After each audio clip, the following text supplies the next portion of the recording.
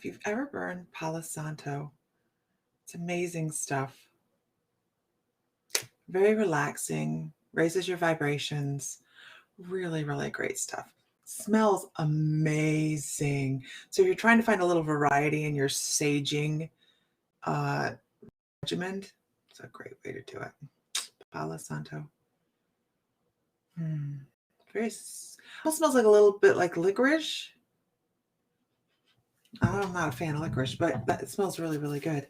So good morning. Good morning. Good morning. Hope everybody's having a wonderful, wonderful, beautiful morning. It's been an interesting morning, a quick morning. Just, everything goes smoothly in the morning. It just makes the morning so efficient, correct? I've had an efficient morning. That's what it is. I got up, I exercised, I grand rising. I did a little channeling this morning. I do like to channel with writing. I actually type when I channel.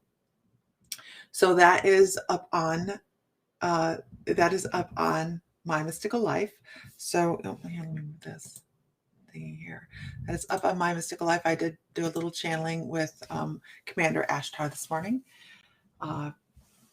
And I didn't get 2x4 therapy or 4x4 therapy, so that's good. That's an easier way for me to channel. I don't know about everybody else, but it's an easier way for me to channel just because I'm not swamped all at once with all the energy of him trying to come across. He's a huge energy, just like Metatron is a huge energy. When you have these big energies coming across, it just can fall on you like a ton of bricks. So with channeling and typing it out or writing it out, however you want to consider it, because it is a form of automatic writing, you can kind of... What the hell was that? It's not like somebody had a blower going on outside, and I'm like, have you seen it? We have like almost a foot of snow out there in Oklahoma, which means I didn't move far enough south. Hey, it's okay. I think that's so funny. It was the town guy. He had some little machine that he was blowing salt out on the ground. They're like, this is no fun. This is no fun. So anyhow, that helps a little bit, doesn't it? So good morning, good morning, good morning. And we are going to pull a card this morning. We are going to talk about past lives. If anybody wants to talk about that. I hadn't taken down from last night or yesterday that I was doing past lives. But this is going to be kind of a speedy morning. Which ones do we want to use? Good question, right? Which ones do we want to use?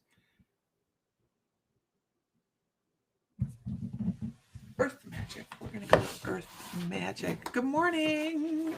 Good morning. Okay, there we go. Okay. We're going to go with Earth Magic this morning. It is my schedule is like so pretty. And I say so pretty because I'm like not clogged down with a bunch of stuff to do today. I'm going to work on some necklaces today. Hopefully they can bring my I have cabochons coming.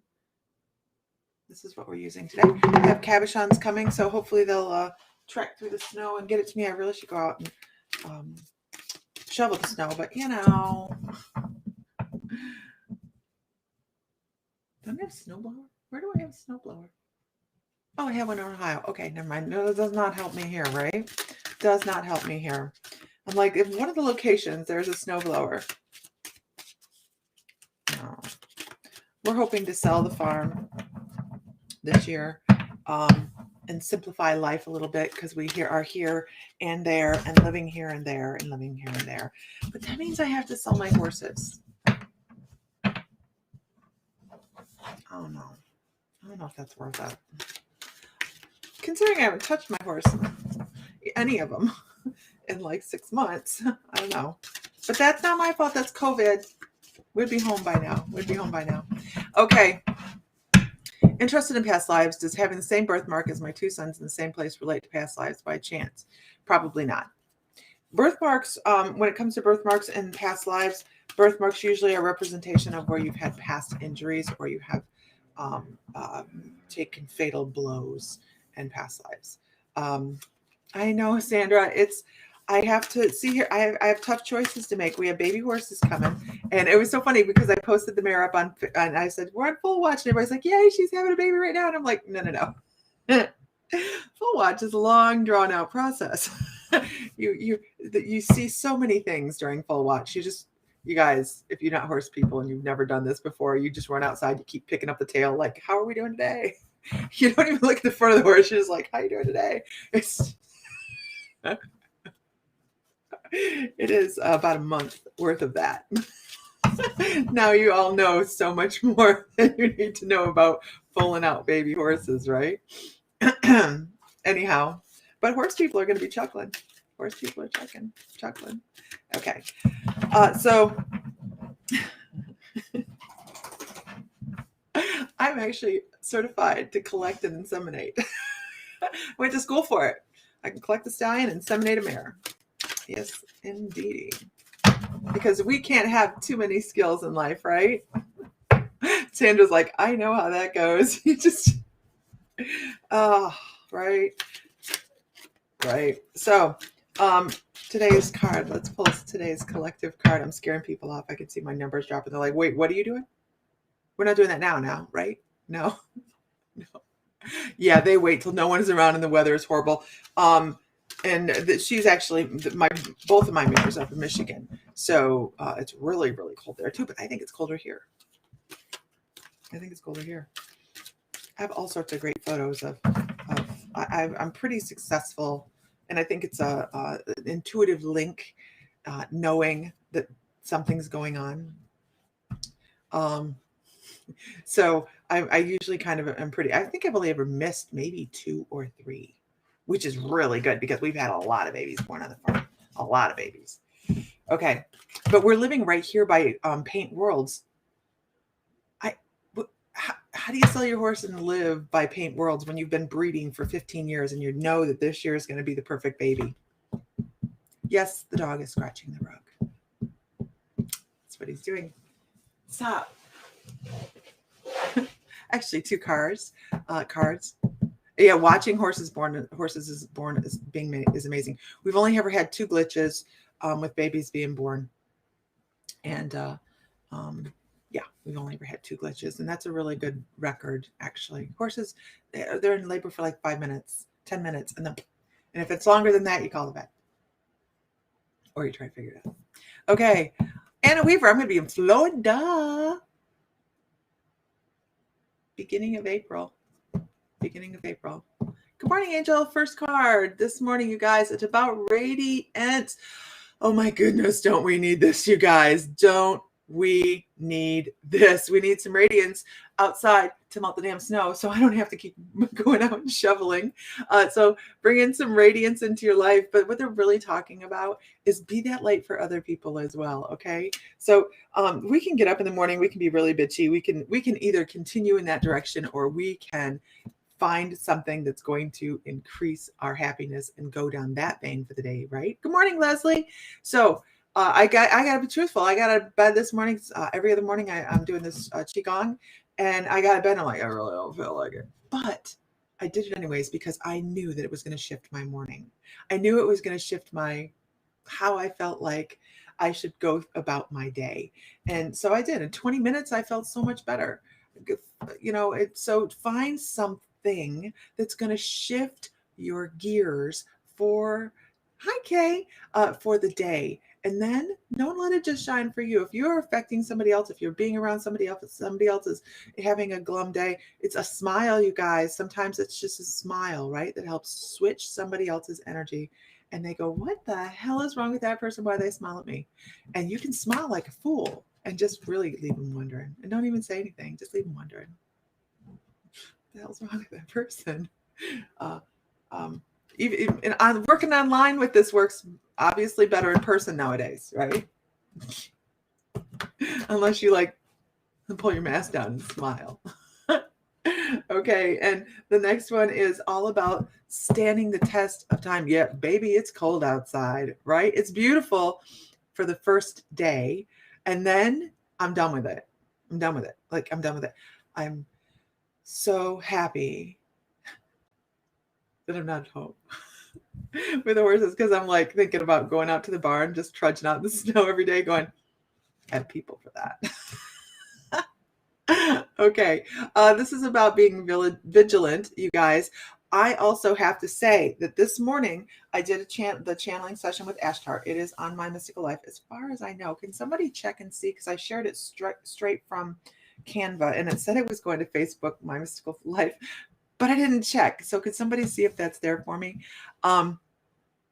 But he was talking about being vigilant. He was talking about being vigilant about the things that we have going on in life. We have, it's like the carpet's pulled out from underneath us on one thing or another. So we are always having a new illusion to distract us put in front of us. And do I say it's an illusion because it's just happening in our life? No, it's an illusion that's put in front of us on a major scale that happens constantly. Look over here, look over here, look over here, look over here. And I have been seeing posts this morning. I don't know if people are like in concert on this or whatever, but they're talking about the 430 hertz and the Rockefellers changing the hertz of with an agreement to change the hertz of music. Now, I don't know how that would happen across the globe. It's just a meme I saw today, so don't take me as gospel on this. But another form of diversion, another form of getting you on a different path. So really what this is being about is paying attention and vigilant about what's going on in your life, paying attention to what's important in your life and those that are important to you. So be vigilant about that, because we need to be paying attention to other people as well as ourselves. And that's really hard sometimes when we're here in the great land of quarantine, right? Because where are we? We're in our own bubble. We're in our own area. And we forget to check in with other people. I mean, I have people I check in with and they don't answer their phone. Father, mother, that's the thing right now. But make sure you're maintaining communication, because honestly, my best friend Shannon, we have been friends since we were 11 years old, and we usually talk every single day, sometimes more than one time a day, and our husbands have always been like, if something happens to us, you guys are like moving in together. They've always been like really weird about it. But hopefully you have a friend like this. Here's the thing, I talk to him maybe one or twice a week now, and it's because we get so used to being in our bubble that here's where we revolve, right here, right? Here's where we revolve. So expand that energy out and start reaching for other people to make sure they're okay. Be vigilant about it. It's important. Be vigilant about your energy and making sure other people are good as well. Important, right? So we do have a lot. I don't even know what we're going to talk about. We have a lot of transitions going on right now. There's a lot of energy changing. A lot of a lot of energy changing, a lot of new energy coming in. I'm going to say that there's going to be a large influx of that's interesting. A large influx of very spiritual children coming in. We're going to see a new type of child come in from this quarantine, where they are just deciding to come in. This is going to be a new flip and a new they're going to have a new name. They keep going indigo, rainbow, crystal. It's going to be a new name for a new type of children that are coming in to assist and move forward on what we are now working on and going to be bringing not closure to, because I'm not saying everybody's checking out, but what I'm saying is we are continue working, and then when they take the mantle over, it is going to be a really interesting shift that's going to happen. When we are shifting and going through our lives, you guys, when we're shifting and going through our lives and the energies are changing. Did I see Ellie Coyle?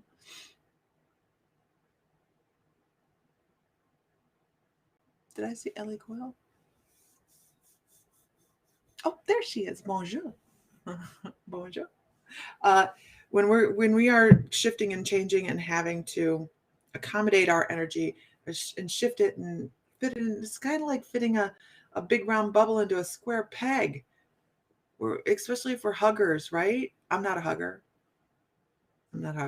Sorry. I'm not. I've always been, and I didn't realize this until almost, like, I don't know, 2 seconds ago.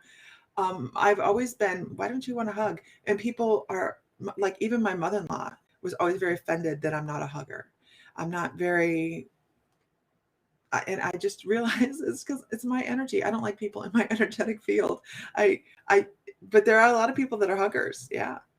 Yeah. And that's, a lot of people are missing that connection right now. So, um, yeah, we just kind of have to go with the flow, right? We're going with the flow. Who's a hugger?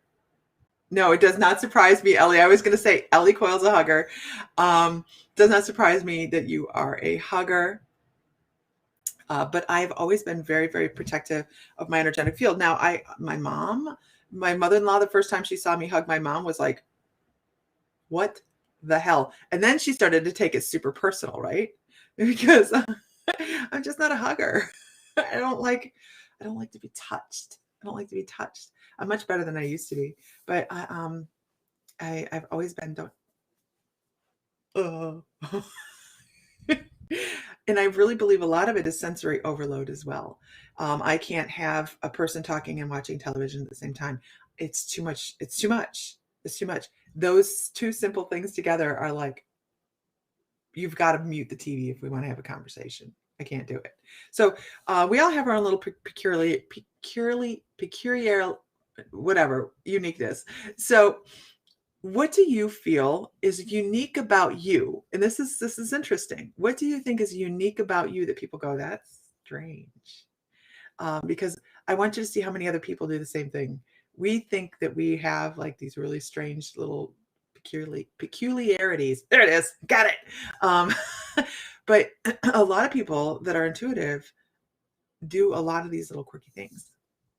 I was thinking mute the person. Sam doesn't mute very well. I tried. Unless you muffle him with a pillow. He's fine. He's in Maryland. Tara can't handle mouth noises. Zenny don't like being touched. Sam cannot handle mouth noises. And I go through small periods where I can't. And it's particular foods I can't hand to hear chewed. One of them is pizza nuggets. What are those?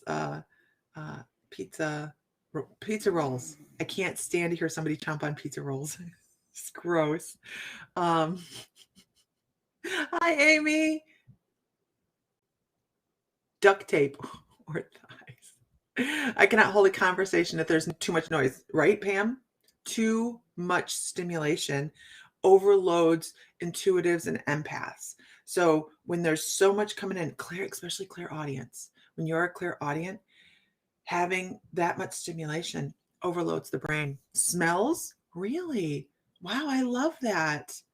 I lost my sense of smell for well over a decade when I was doing nails. It's called crap, I can't remember what it's called now, something olfactory. And because of the acetone or the acrylic smells, it deadens the sensories, the smell sensories. So when my smell came back, I was just so tickled that I could actually smell things again. Like I couldn't smell flowers for over a decade or food. Yeah, really weird. But I knew why. Multitasking and working and watching. Yeah, you know what? Tanya, I go through that a lot. I cannot do one thing and I'm so jealous of everybody that can watch and listen to YouTube and do other activities, because there's so many classes I would like to take and so much knowledge I would love to download off of, Gaia or YouTube. But if I'm doing another thing like you, I can't do both. My brain will shut off whatever's on the computer and I don't hear it and I'm doing whatever I'm doing. It's very inconvenient. You could be a drug dog because your sense of smell is so strong. Wow. That's cool. I really think that's cool. Noises are overwhelming.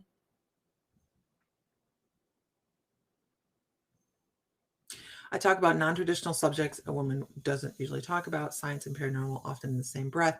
Ever since I was a child, I could look up and tell you what the weather was going to be. Weathermancy, very awesome. That's because you have shamanism in your back, in your history. But I don't think it's strange to talk about paranormal and science. I think they're fantastic. Matter of fact, when I teach classes in intuitive development classes, I think science is just in the habit of, in the practice of trying to catch up to metaphysics. So I usually throw science in there to back things up, just because our left brain, when we can give our left brain information that says, okay, there's something somewhere written down on paper, this can be validated, I can look it up. Then we shift gears, and boy, I could channel so easy today. Then we shift gears, and our brain accepts the metaphysical just a little bit better. So I usually, in all my classes, put the scientific basis behind what we're talking about, because it's that important to be able to get that left brain to slip in. I triangulate when I'm seeing because of my eyes. I can't judge distance unless I have something to refer to. I don't see 3D like normal. Wow. Is that a genetic? Is that a physical composition of the eyes? Ow.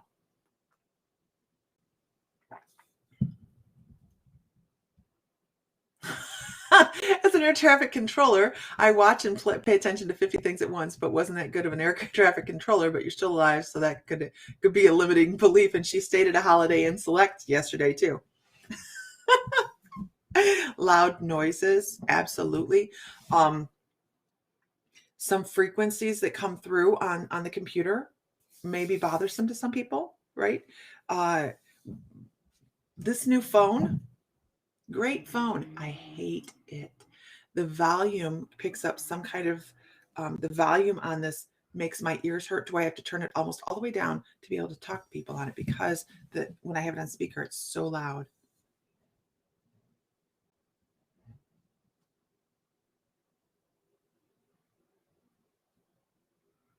You could see things go on. She was a New York City Police Department. Good for you. And could see many things go on at the same time. Wow.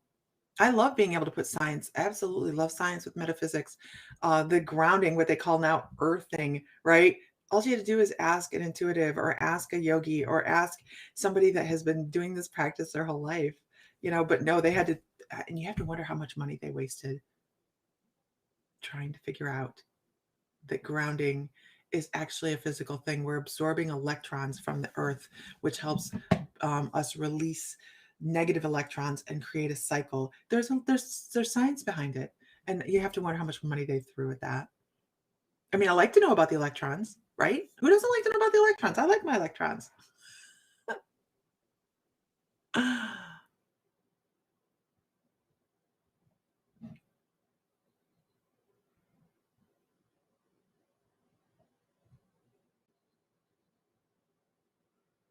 I'm trying to catch up.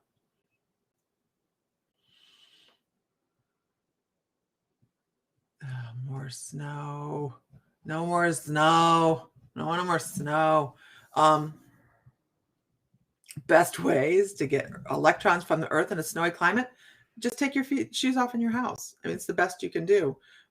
Or plant a plant in a planter, get your hands in some dirt, intend to do it. Close your eyes, take your shoes off, put your feet on the floor, and intend to create the exchange. And what is that? That is intention. And where our energy, where our thoughts goes, where energy goes, right? So that is very effective. After my brain surgery, sounds affect me. Things will get overwhelming at times, and I'll have to leave for a bit. TV and radio, I can turn down, but people I have to walk away from. There are some people that we have to just walk away from. I'm making decisions and formulating, and I keep getting validation, and it's driving me nuts. Because I don't want to. Get a tub of dirt. Snow, US now banned. Snow is now banned in the US. No more, right? Right? Research is expensive, and they spend a lot of money to find out what the earthing data was. Absolutely. There are grounding mats. Absolutely, Leslie. There are grounding mats you can purchase to ground out when you're inside the house. And now they sell grounding shoes, which are what, you guys? Leather shoes. Duh. It's like, they have to charge a shit ton of money for them too. And just because they put grounding on it, I don't know if you see my post about my sister and her issue with cotton balls. Does she have an issue with cotton balls? Oh my God, so do I. I cannot handle, I didn't know anybody else had this problem. I cannot handle polyester cotton balls. No, it's disgusting. And I did nails for so many years, and I was particular. If you're going to buy a cotton ball, it better be real cotton. It better be the cotton ball, not that polyester crap, because I cannot stomach the feel of it. That and somebody taking their fingernails down really thready, yarny yarn, like real thicky yarn. Ugh, it's gross. It just keeps me out. She flips out and cries. Oh, cotton balls, man. Cotton balls. They squeak. Crunch? Do they crunch? Ugh. I don't like to be around loud people. I'm a quiet person. Oh, me too. Believe it or not, when I'm not on here, you guys, the dogs, I'm the most boring person, I'm sure. That's my kids. When I'm home, when they were younger, TV was never on. I was quiet. I like silence. I like quiet. And I didn't realize why until I started my spiritual journey. I just thought I didn't like music, which is not true. I do like music, but I have to be in the mood for it. And why the hell does my camera keep moving? It's sitting on my desk and it's above my camera. Anyways, so we notice things as and we think we're quirky, right? We're a little quirky. It is our self-defense mechanism that helps us cope with our clairs. That's why we have quirks. If leather shoes are grounding, I should be the most grounded person around. Many dog groomers who can't stand cotton balls. They're gross. They're gross. Now people are going to be like, look at their cotton balls going, really? Really? Is that a past life thing? I have no idea. I don't know where past life cotton balls would have come in, but it could be it very much could be a past life influence. And of course, our brains go right to cotton picking and stuff like that. I'm a quiet, boring person as well. I really, really am. I'm like, gosh, I hope when we do gather in Savannah, people are like not disappointed because I really am quiet. I don't talk a whole lot. I like quiet. I just like quiet. I don't like drama. I don't like drama.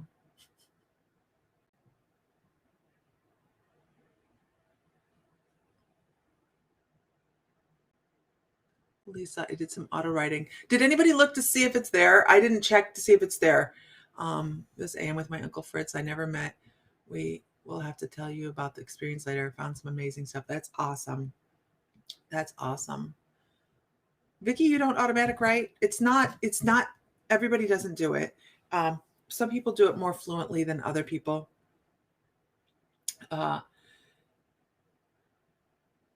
It is a type of meditation as well. So as you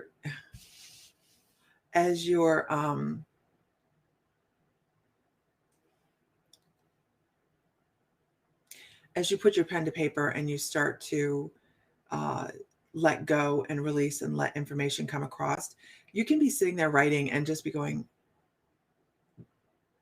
what the hell? That's not a word I would use, or that's not the verbiage I would use, anything like that. So you just kind of have to let it flow and give yourself permission to read it later and just be okay with it. I do it through typing, and we actually should have a class on it because it's just a lot of fun. And Carol Raquel has been asking for a class on it, and I do that because my schedule is usually sitting here. So we're going to do a class on automatic writing. Absolutely. It's just a great way to bring another level of information through. Now, when I first started working online, I would not start a reading. I wouldn't start a session without having my pen and paper here because that's how I was most comfortable reading and doing work. I had to have my paper here. And over months, times, I started to back away from that. And it just kind of, now I just read, but I used to just write everything down as I was reading. And then I would go back and double check my information, because I was living in my ego still, and I was trying to get past that fear of being online. And once I got past that, obviously the rest is just whatever.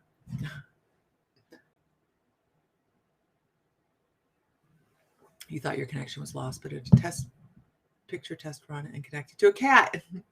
I took this as a sign. I need to keep going. Absolutely. Over the summer, we are going to do a animal communication class. We actually, you don't see the meditation on the website. It's not on the website. It's on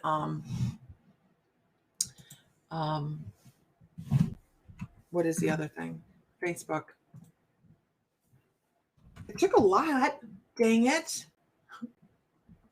for me to hit that button, because that is a whole new that's a whole new thing for me. There it is. I mean, it's here, but it's not. I'm going to download it and just publish it.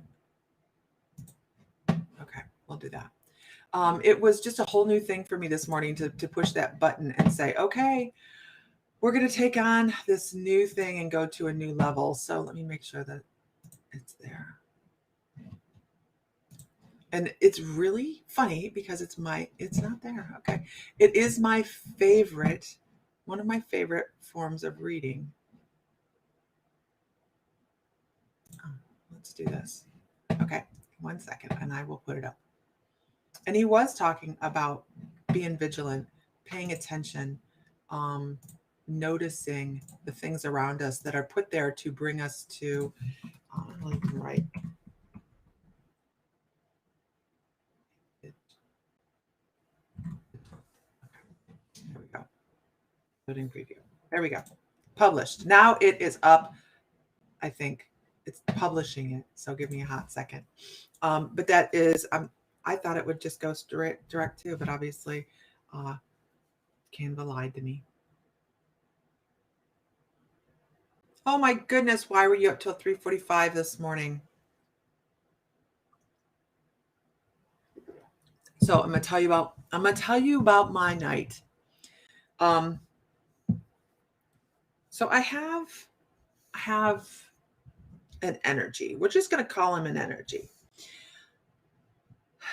that I dated in high school. Oh, it's gonna be a fun class. It'll be a fun class. I have an energy that I dated in high school. And he was really a Debbie Downer.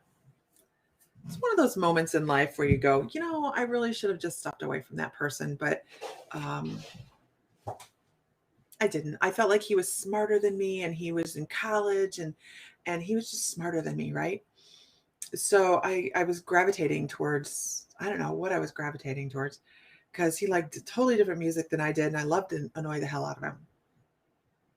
And I kind of scared him too, because if I had tarot cards, I was a scary person, right? You thought I only dated Sam. There was a short period of time that Mr. Fry broke up with me. Do you help with mediumship? Yes, we have a new mediumship class starting. I got to write that down. I got to put the new dates down. March. Let me get my thing.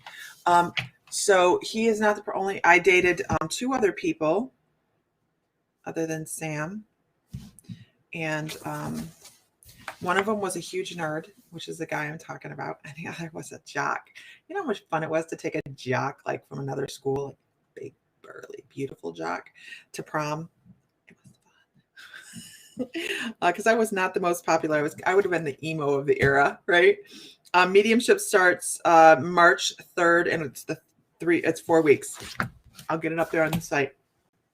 So, but this gentleman's name was Jeff, and he had gone to school for business marketing, and he was never happy with his life. He lived in the past all the time. He always lived in the past. And even when I had bumped into him when he was managing a Panera Bread outside the mall, and I bumped into him one year, and when I sat there and I talked to him, it was all about the past. Did you remember when you said this? I don't remember 5 minutes ago. Anybody that knows me knows I don't remember shit. And He's like, do you remember when you said this and when you said this? And I'm like, what? The membership for the shamanic classes, you can join at any time. They're set up where you can take them at any time, and they will filter you through. And then we all still have the meetups and gatherings, and we discuss where you're at, and it's you can start at any time. So this gentleman thought I was too much for him. Okay. I had goals, I had dreams, I had things I wanted to do, and they weren't great and grand. I wanted to get my nail license, and I wanted to own my salon. I wanted to own a salon. And he always told me, you're never going to do that. You'll get a nail license, but um, you don't have the smarts to own anything. Right. So I went game on. And I graduated I finished high school, immediately went through nail school, went through the extra courses that took a year instead of 6 weeks because I had to have that to manage and own. So I did that, and I opened my own salon. And then I heard from him right after 9/11. I'm married at this point. Sam and I own the salon. You know, we're doing very, very well. Anyways, I'm giving you the backstory because it's important. And I hear from him right after 9/11, like days after 9/11. And we lived in Farmville, Virginia, which is right outside the Washington, D.C. area by a couple hours. But a lot of the terrorist activity came from our area. Okay. 2 of the pilots came from within 50 miles of us, and we lost a lot of people in the towers. And so it was really, really hard on Farmville because out south Farmville by Green Bay, less than 10 miles from Farmville, there was an encampment, and that's where one of the terrorists come from. And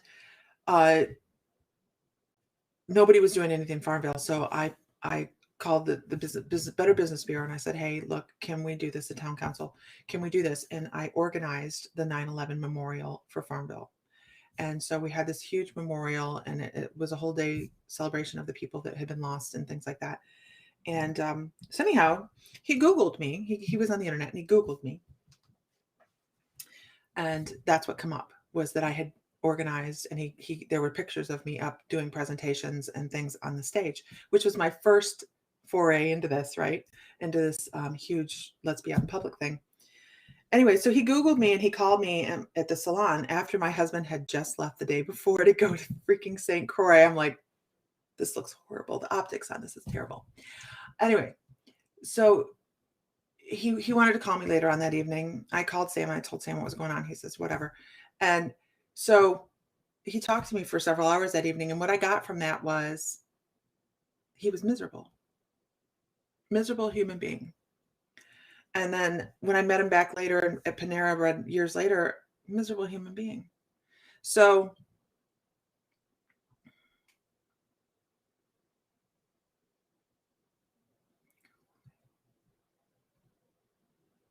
I know mine did too. I was like, that's what I was like, what the hell's my phone doing? So anyhow, fast forward. And because I step away from that energy, I'm not going to revolve around that. You know, he was telling me what I did wrong and why he needed to get rid of me or whatever. And it's mainly because I was not listening to what he said. I wasn't born yesterday. I didn't fall off the turnip truck yesterday. I'm not a young soul. Please don't give me your bullshit. I don't care. And so I was sitting last year, I was sitting in the kitchen or something, and I just had this urge to look him up online because he was on my Facebook, and he was so negative that I had to shut him off. I blocked him on Facebook. I didn't block him. I just turned him off. And so I thought, you know what? I better look him up. I need to look him up. And it was just an instant thought. There was nothing before or after that. And I Googled him, or I Facebooked him. Sorry about your phones. I Facebooked him and looked for him, and it said that his site was disengaged. And I'm like, he's always very vocal. He played in a little band, you know, he's always out there trying to be, you know, smart. And then I looked him up online, and he was passed away. I'm thinking, holy crap, he is only 2 years older than me. How did he pass away? Searched the internet over. I couldn't find anything. So I thought, okay, well, how did he pass away? So I called my friend that was friends with him as well at one time. And I said, Trisha, he is, and I got, and I thought, oh, hell. Anyways, so he took his own life. And now he won't leave me the hell alone. I have transitioned this man over. I don't even know what to do about him anymore. So this morning, he doesn't come back all the time, okay? Because I'll be like, okay, we're done. You need to move over to the light. You need to. I'll call in Archangel Michael. He'll take him. He'll come back. Months later, he comes back. I don't know what the hell. So this morning, I'm sleeping. Right, huge backstory on this.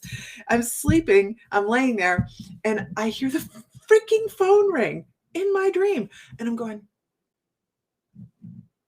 what the heck? Because we're sitting in my grandma's house for some reason, and there's some sort of something going on. I'm not quite sure. There's a family gathering, and he's sitting over in a corner, and he keeps calling me, and they're like, the phone's for you. It's Jeff, and I'm like, but I'm not taking calls from Jeff, and they're like, yeah, but the phone's for you. It's for Jeff, and I'm like, but I'm not taking. So here I am trying to hook him up with one of my cousins to get him to leave me alone. Like maybe he'll be entertained over there in the dream. This is what's happening in the dream, right? So I'm like, maybe he'll be entertained over there if I just hook him up with a cousin or something. So anyways, he starts talking, and because he's getting more forceful now, right? He's starting to let go of my boundaries, and that's a great idea, Brenda. And I'm letting go of my boundaries just a little bit because now I'm feeling compassionate for him because I'm like, I'm so sorry you're stuck. I don't know what to do for you. And he goes, do you remember the poem that you wrote for me? Because I used to write poetry when I was, what high school sappy, emo looking girl in high school didn't do that. I used to write sappy poetry. And he goes, do you remember the poem that you wrote for me about always being there? And I was like, dude, I did not mean like this long, honestly. So I'm going to sit down again today and do some more psychopomp on his butt and see if I can get him to just stay on the other side. Because he is persistent. And his message here is, do you remember you said you would always be here for me? I don't know what to do. I'm now, I know you're aware of me. And what do I do? What do I do? He's a young soul, a so incredibly young soul that I just go, I keep putting you there and you keep coming back. I don't know what to do with you. So maybe I will call in Metatron. Oh man, you guys. So let's do this. Can anybody pick up? Let's see. Let's flex our intuition this morning on our mediumship skills. Can anybody give me little details about, because he was quirky. Can anybody give me little details about him that it's interesting? And he's here. He's here. He's here. You see me over here going like this. He's here. He's here. It's funny that you brought this story up. My husband, a retired rodeo clown. How cool. Is 14 years older than me, and many stories of his past. We are total opposites. His people always come up to me and always send them light. Cool. Rodeo clown. I love it. I'm interested to see what you guys pick up off of him. When I say he's a young soul, he's not mean. He's not mean, you guys. I will say that. He's not mean. He's not mean.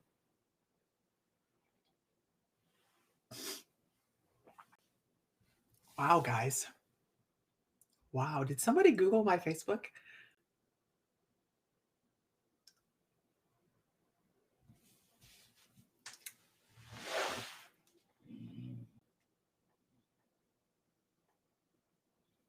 Yeah, if you're an old soul, you don't learn very fast. You just don't. You guys are right on so far, so keep going. You guys are on. Yes, he did. Ellie Coyle. All the time. Oh man. This is probably not a good thing. Maybe if I bring him in a little bit fuller, and just sit and have a chat with him before I try to transition him over, because I've just kind of pushed him across, and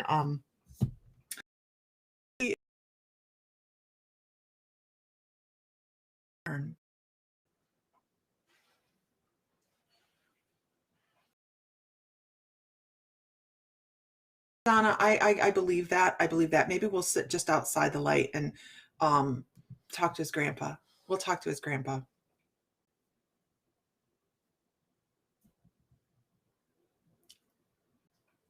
Eight boogers. You are such a pain, Vicky. Eight boogers. I don't know. It would have been private. I have no idea. Ellie, you know what he wants? Oh, we'll talk about it in a little bit. Um I don't even know how to put him, you guys. He was a nice guy. He really was. He didn't like to think that I would excel beyond him. I do know that. And when I did, because I did, I can't help it. Um, he couldn't keep a job. He couldn't keep a teacher's job. He couldn't, because he went into teaching. He couldn't keep a managerial job. I trust you, he did. You know, he was. Can anybody? Gosh, Ellie, I hope not. I hope not for his later years. I really, really do. I know he liked wine. He didn't drink a lot when we were kids. You guys are really, you're doing great. I don't feel like he was so narcissistic, really. He had a fear that I would do better than him. And I'll tell you why. I'll tell you why.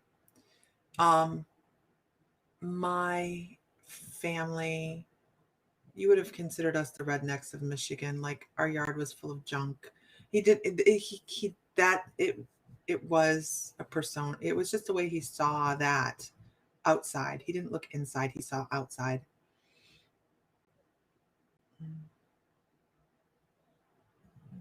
I don't know. I don't know if he wants to forgiveness so much because I just feel like he's young and he's not learning very well. Yeah, it wasn't, and it's not that they were rich either. They had just had a house in town, but it was always clean.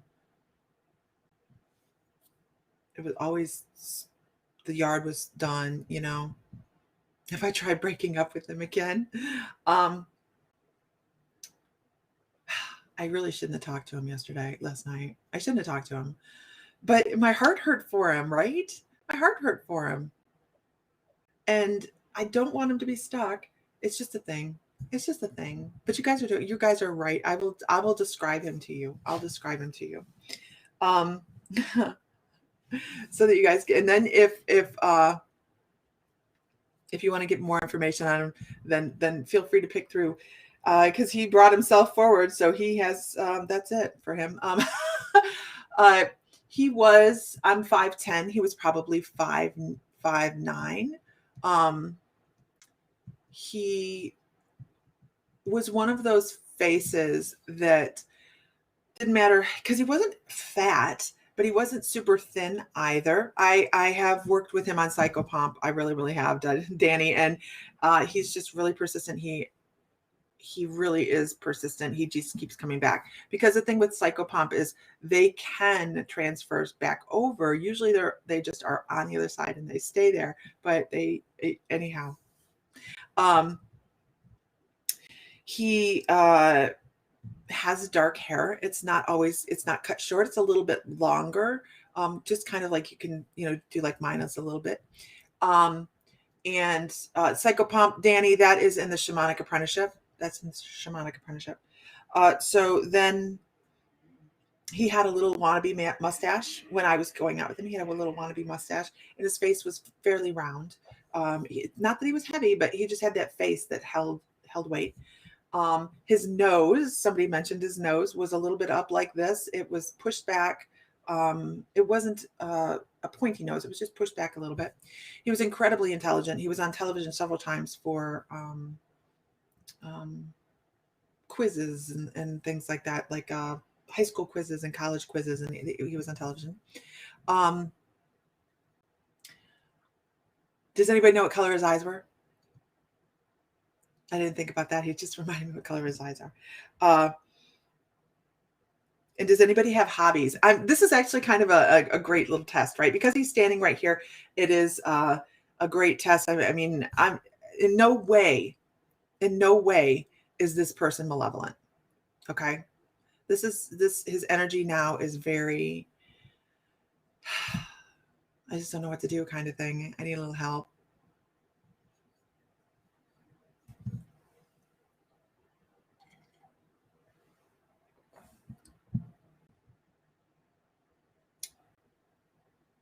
His eyes were hazel, so everybody's right. They were blue, green, that hazily gray brown color. So he did have very, very bright eyes. Can anybody tell me what his pastime was?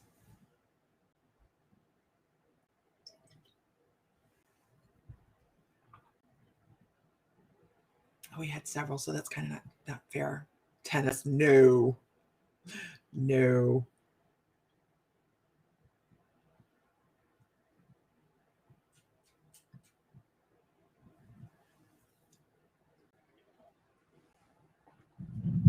He was an odd individual. He was an odd individual. If he was born in the wrong era, I do believe that. I have a story. Someone said car, Jamie Ellen. I'm going to tell you about the car. It's funny. It's not the car. He's not a car person. Okay. Matter of fact, as we were growing up, we owned a car garage. My family owned a car garage, and I can take apart a semi engine. So we were trained as children that I can change my brake pads, my oil, change tires, no problem. If I had to, I'm not afraid to go work on a car. He had this he had this Nova. I loved this Nova. His dad got it for him, hoping to man him up a little bit. And this car was badass, man. I love that car. And he didn't.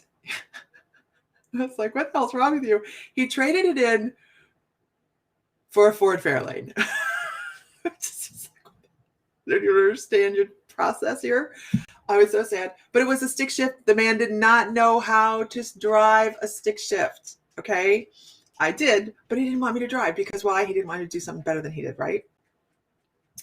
We were going on a date. We were going to the spaghetti warehouse. And I had dressed up and I had on a dress and skirt. And his house sits at the bottom of like this hill. And we got stuck halfway up this hill because he couldn't get the clutch. He couldn't get it to crawl up the hill. And he blew out the clutch the first day he had this car. I pushed the car up the hill to get to the top because we couldn't roll back into traffic. I pushed it while he drove. So like, why? Because I was stronger than he was. And he's laughing about that. Actually, this is the first I've actually sit and chat with him, really, like, other than just like, you need to go. So this is the first I've really sat and chatted with him. And he's kind of laughing about that. And he's just like, oops. So let's see. Pong, Brenda Springer. You're dating us now. Come on. Yeah. Well, no, I don't know that he played video games. Maybe he did. I'm not quite sure. My parents didn't like him. So I snuck over to see him all the time. Trivia. Yeah. Oh yeah. He liked to feel smarter. So trivia was a big deal for him. He wanted to make sure he knew all the little facts so he could just be like, no, I don't think that's right.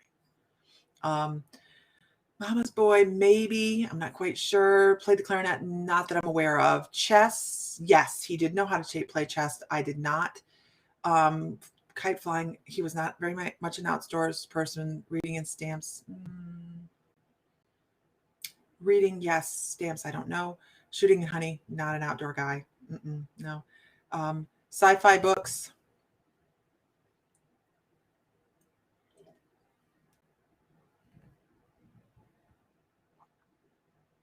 When he got older. I saw your post yesterday about being upset about with your doctor. Remind me of a story I like. Oh, I didn't. Okay. Why do I see a bell? I don't know, but he's giving me the I need more cowbell. I need more cowbell. Okay. But he was a musician. He was a musician. He played the drum. He was a drummer. Was he into insects? Not that I'm aware of. I know hot date at the spaghetti warehouse. I'd never been. And when I grew up, we had no money. And I mean, when I say no money, um, I mean, I would ride my bike to the, and I know it sounds like a sob story. It really does, but it's a lesson, right? These are all lessons and it makes me who I am today.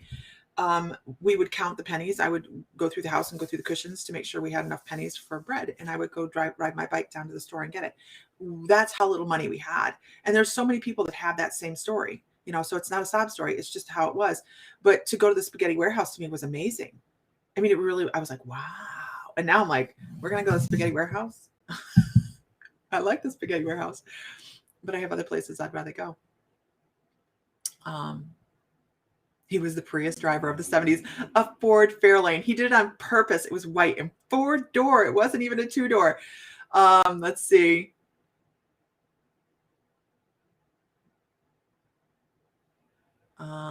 Yes, I call me after dinner. Okay. You think you're dating your Pong? I played Pong. Beep, beep. Alien Attack was my favorite. Rubik's Cube. Oh my goodness. Vicky McHale, the Rubik's Cube. Absolutely. Absolutely. We were dating around the time the Rubik's Cube came out. He was a drum player.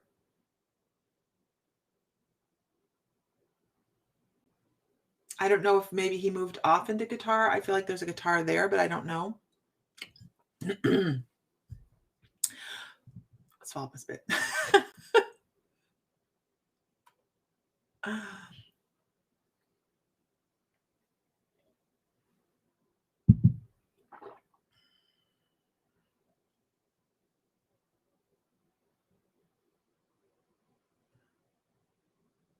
I ended up pushing it. Yes, that's just the way it was.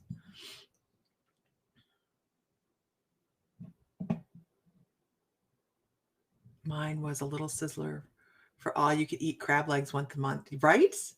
Right? If he did like everybody else did, Vicky, we peeled the stickers off or we took it apart and put it back together.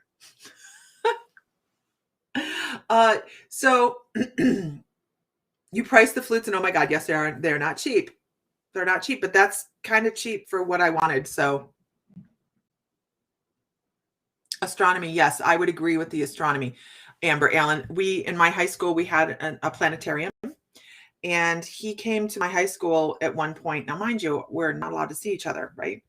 And I had a lead in a high school play.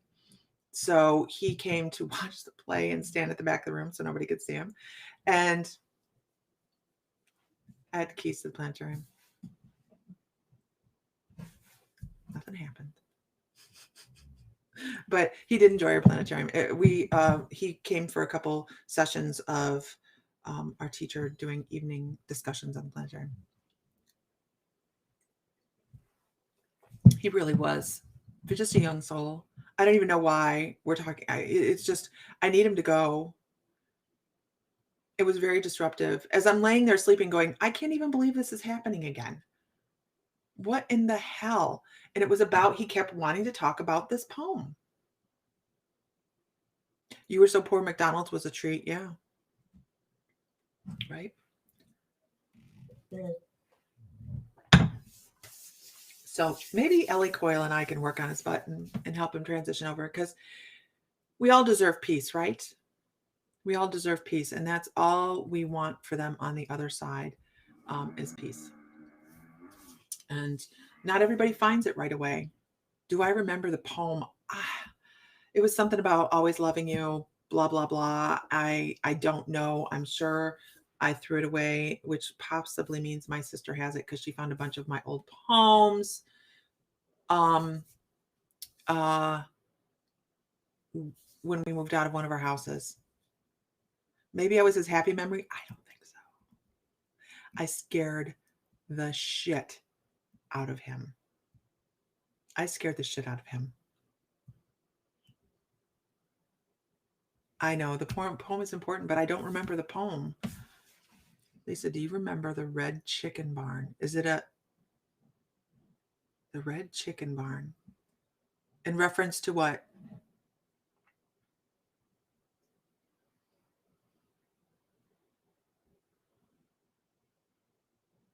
I don't know if I fascinated him or not.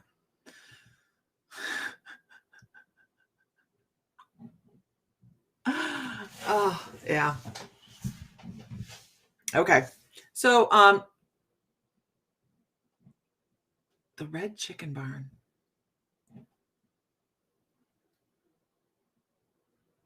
You know, I would imagine his grandfather would be there to help him. His grandmother. Um, it was a fast food place, but only in Ohio. The red chicken barn.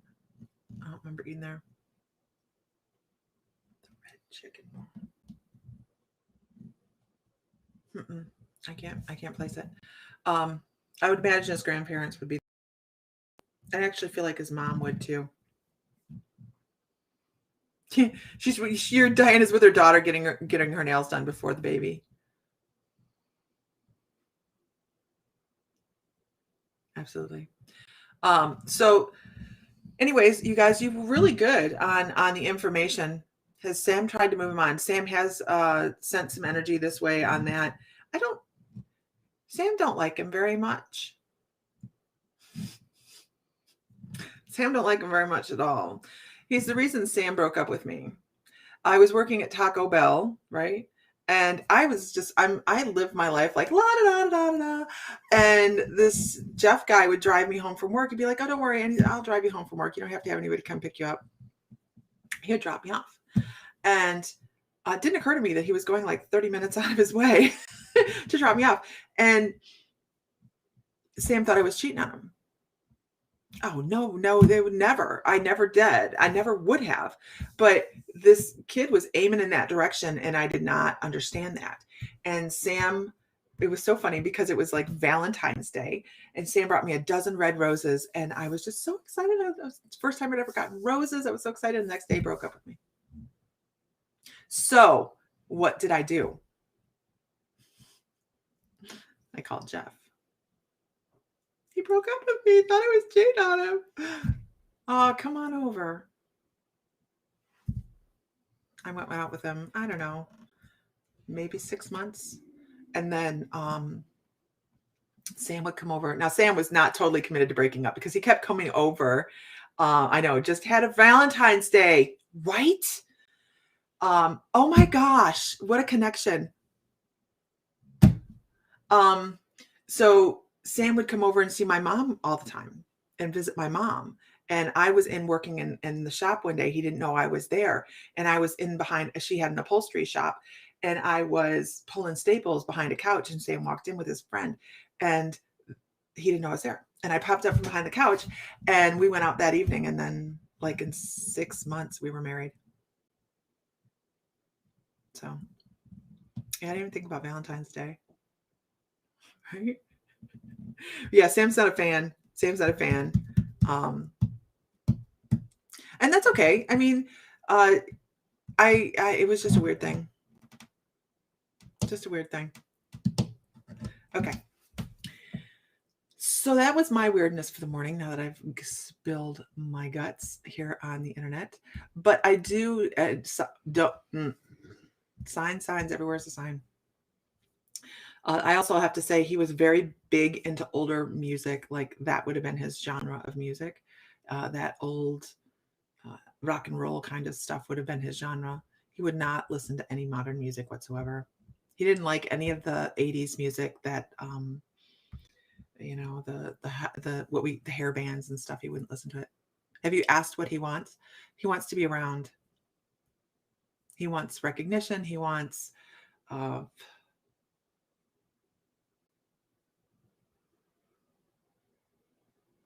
I don't know. Comfort. Sammy broke up with Austin on Valentine's Day. He followed her to Arizona. Now they have a baby. Right? So, sadly, no hair bands. I know. No, it was all about the Beatles, the old, back into the older genres like that.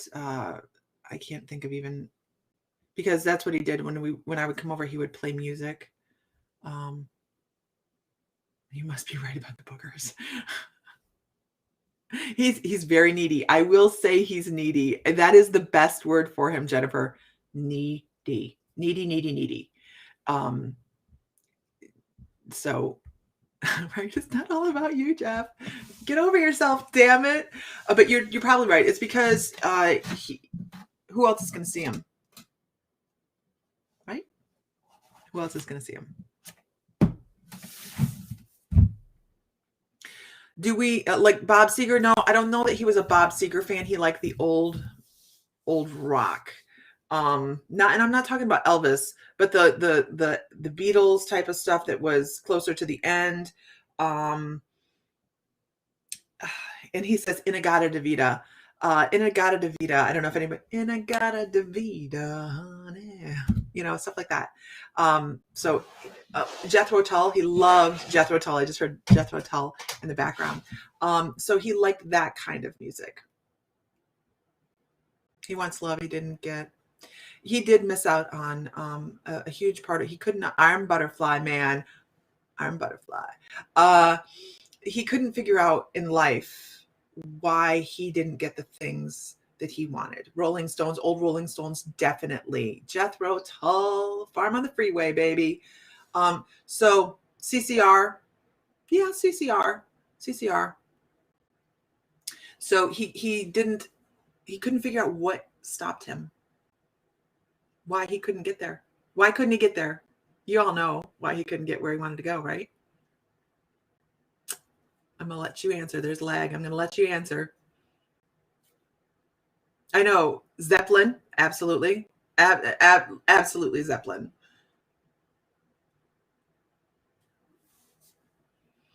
I don't know. I'll have to ask Angel. She has a lot of my old poems. I think. I'll have to ask her. He did not love himself. He didn't love himself. That's one reason. What did he do that stopped him? He always looked backwards. He always looked backwards. Too busy looking back. Absolutely, Sandra. Too busy looking back and rotating and revolving and obsessing over what happened in his past to be able to move forward. Emotionally unavailable.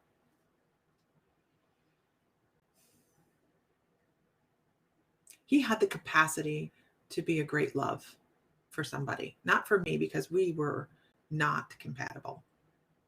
Unprocessed emotions and subconscious beliefs not being good enough. Yeah. Oh, yeah. This guy did have personal issues. He really did.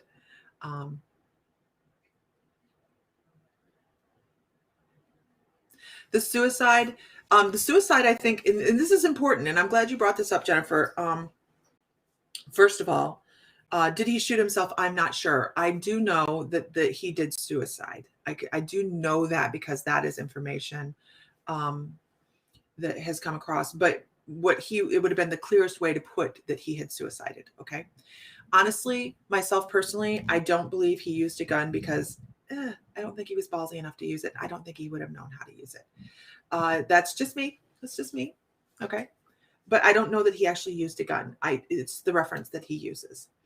The suicide also does create fear when you have a young soul that's transitioning over into the light, right? I don't know. He just shows me the gun, Vicky. I don't know if that's the way he did it over or not, but I don't feel like he would have wanted to have any pain. He was not very big on pain. So when we're in between, this lifetime and moving into the next, over into life between lives, and if you're a young soul and you're not certain about what you're going to meet on the other side, you will hesitate. Some people souls will hesitate to transition over because they're afraid of the repercussions that may be on the other side. That's how you know they're a young soul as well, because there are no repercussions on the other side. If somebody has done something like that, which is not condoning this whatsoever, but if somebody has done something like taken their own existence on an earthly plane, and they go, once you transition over, what happens is people go, your guides go, damn it, better luck next time. It's okay. Let's analyze and figure out what the problem was so we don't have that happen again. But you are full of love and light, and we appreciate you, and we love you. And maybe you just didn't give yourself enough energy and capacity in this lifetime. So let's reevaluate that. That's what happens.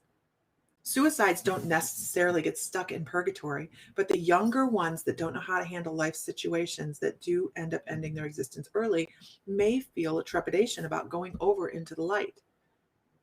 And those are the souls that when you're doing investigations, and this is why I'm very compassionate when I go and do paranormal investigations, these energies, once they get stuck here for a amount of time, forget about what they're there for, it's a difficult situation. So not knowing what's on the other side is a fear factor, right? And it could have been accidental. No, it was not accidental. I can tell you, no, he's like, I was done. I was exhausted. My time was done. I could not get any further. Even the things, and I'll just tell you what he's saying directly. Even the things that he used to find joy in, like his music and movies that he used to watch. I'm not sure what he's talking about there. They weren't as relevant. And he was watching other people move forward with families and children, and he was being left in the dark further and further, longer and longer. People didn't check in with him, and people didn't check in with him to make sure he was all right. He was all alone, and he was tired, and that was his reasoning. I just can't do this anymore. Nothing has to be better than this. Nothingness has to be better than this. That's sad.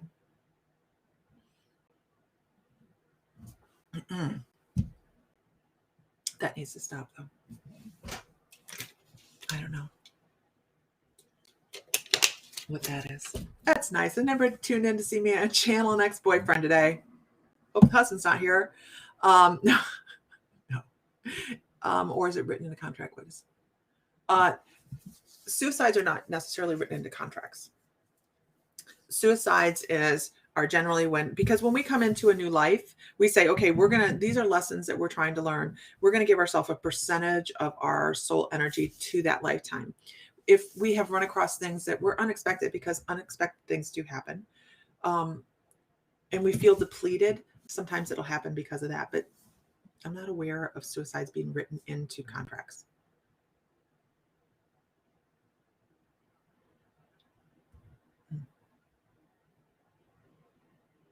You type that and a picture flew off the wall. Is he afraid of his next life? No, he's afraid of what he's going to encounter in life between lives. Yeah, I think he's been gone about a year, I think. Right about a year, maybe a year and a half now, closer to a year and a half.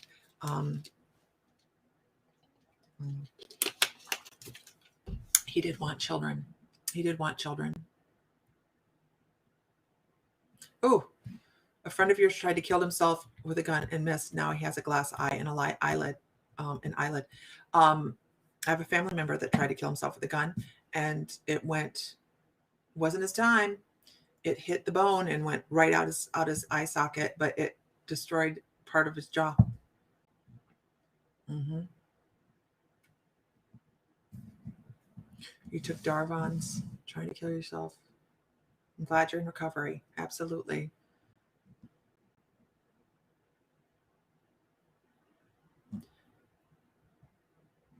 Yeah, it was sad. He was a very sad, bitter person. Who are we talking about? First, I can't see who this is. That's what I see. We are talking about one of my ex-boyfriends. No one should feel that way. I agree.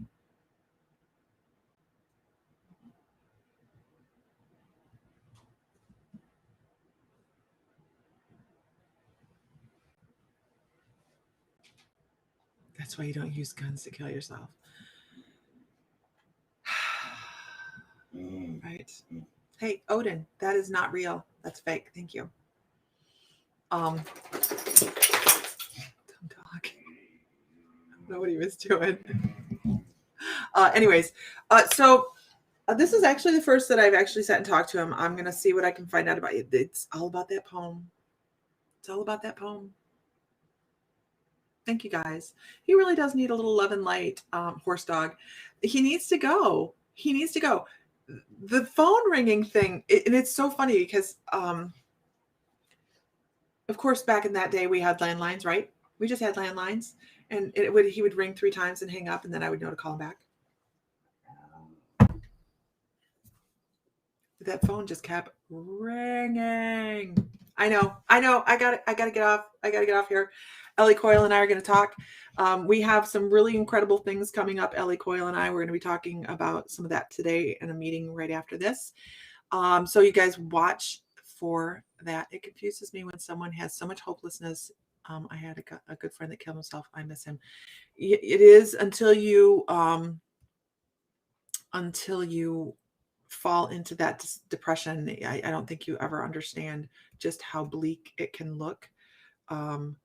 And I'm sorry that he was there. And I'm actually, I actually I'm sorry that I wasn't there for him, because I did consider him a good friend.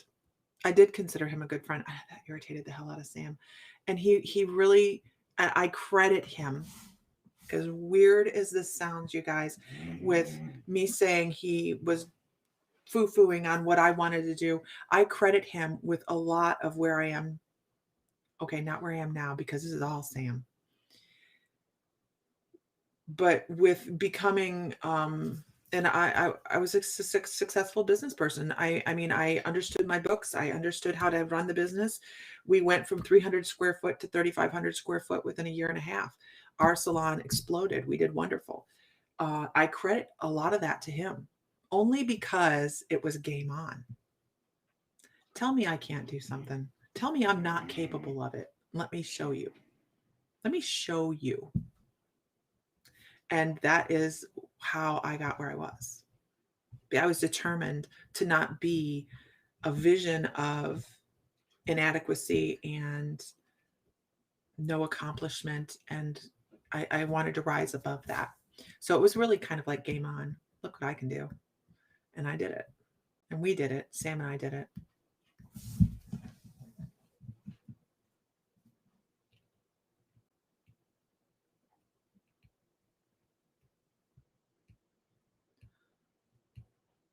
I hope it helps them. I hope it helps them. And I also hope that this is eye-opening, you guys, as to how we can work with individuals as on spirit work. We don't just go, oh, fluffy messages and move forward. There's energies that